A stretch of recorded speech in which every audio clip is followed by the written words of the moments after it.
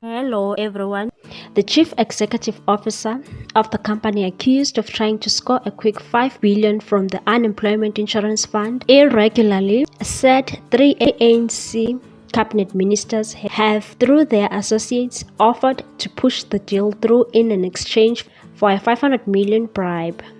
Tuja Capital CEO Mthunzi said the corrupt ministers demanded 10% of the 5 billion to help him to pull the deal off. Mdwaba told the publication that he was approached by 3 high-ranking government officials who solicited the bribe, claiming they were sent by the implicated ministers. He said, I said 10% is 500 million rand. That is like 3 or 4 projects and I must give it to the ministers. I said, no, please wait, are you crazy? Mdwaba said the middleman negotiated down to 5%, but he was still not persuaded. He said, I said no, what value are you adding to the project? He said the negotiations went for a month, adding that on the other hand, he was trying to fight the dispute legally through lawyers and speaking to people who could facilitate a different win-win outcome for all parties. I wanted a solution. Initially, I didn't want to embarrass my government. I really didn't. I'd rather find a solution that is good and is a win-win for everybody, especially now going to elections next year. Mdwaba said he belongs to a school of thought that still has faith in the ANC as a liberation movement, even though it may be a stupid belief. He said, some of us are stupid because we still hold on to this thing of liberation, even where we see that it's going wrong. But I was told if I pay this 10% and I pay the gateway fees, all my problems are gone. That gateway fees referred to bribes. In addition to the gateway fees, Mdwaba said he was also stalked by fake officers of the elite crime-fighting Hawks unit who claimed that the Employment and Labour Minister Thula Nxesi had opened a criminal case against him and Lamadi. He claimed when Lamadi confronted Nxesi, the minister shed a tear. The DG actually told me that he asked Nxesi about these Hawks and he cried. According to Mdwaba, Nxesi's tears were fake, saying that he previously lied to the nation about erecting a fire pool at the former President Jacob Zuma's homestead in Nkandla. He said, this man is a chronic liar, so he cries. The fake Hawks were calling my house and I called my son to listen. Said to these fake Hawks, well, if you are the real Hawks, I suggest you come in and arrest me. If you were with me now, I'd show you the middle finger.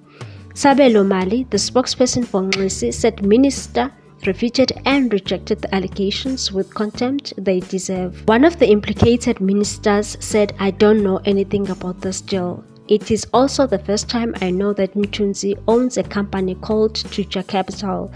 The minister continued and said it is possible that the people threw my name to give credibility to their bribe claims.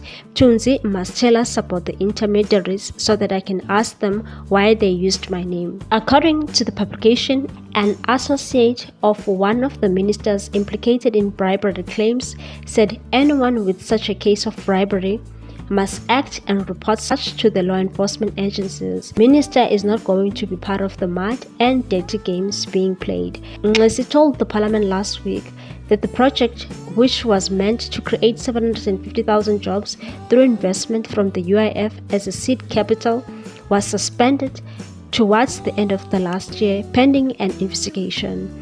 The project involved in the department UIF and the state-owned Productivity SA, then chaired by Mdwaba and Tuja Holdings. The outcome of the investigation makes us believe that we took the correct decision by suspending that project, and as such, we have saved the country 5 billion rands. It is the outcome of the investigation that led to the chairperson of the Productivity SA being relieved of his duties. He said, the department planned to apply for the legal clarity of the Tuja agreement in court and possibly set it aside.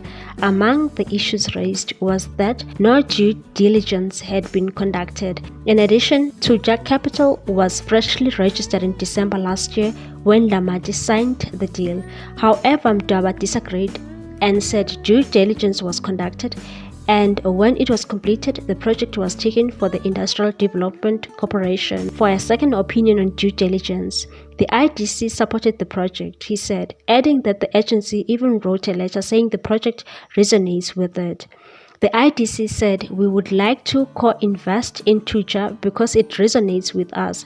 I have the letter. They want me to onboard their companies into my ecosystem, which is so-called corrupt embezzlement scheme."